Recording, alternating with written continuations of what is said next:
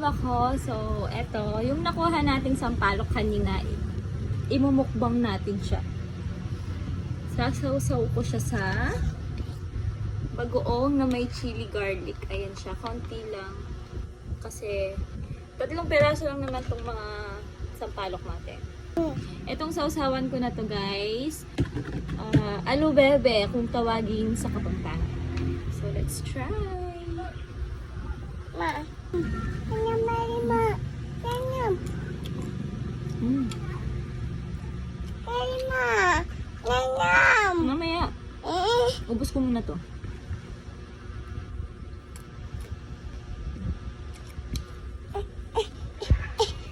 Siya gaang maasim. Masyado kasi maliwanag yung sa likod doon. Yung likod namin. Kaya,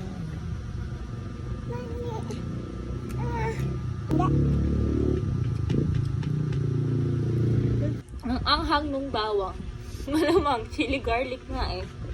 Ito yung pinakamalaki kanina, guys, na kinuha natin. Wala siyang buto.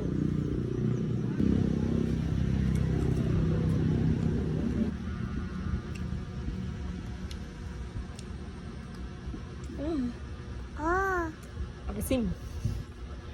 Actually, maasim itong pinakamalaki na to. Maasim siya na may konting tamis. Maanghang yung bawang, guys. Promise. Okay. Hindi. Hindi talaga ako masyadong nagkakakain ng maanghang. Di ako mahilig sa maanghang, mga mima ko. Kaya lang na talagang nagiging OA ang mima nyo. Pero masarap.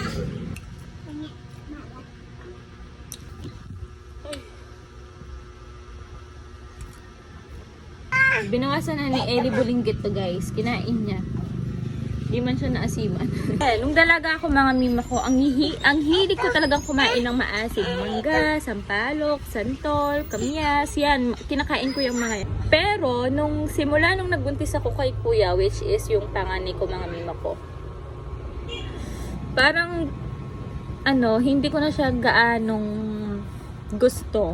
Hindi ko na siya gaanong gustong kainin kasi mabilis na mangilo yung mga ngipin ko.